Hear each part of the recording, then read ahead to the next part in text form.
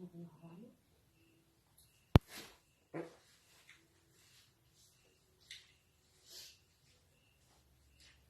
Chiến đấu đến cùng.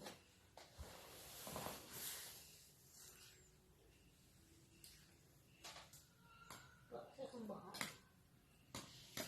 đi đến đoạn cuối cùng thôi.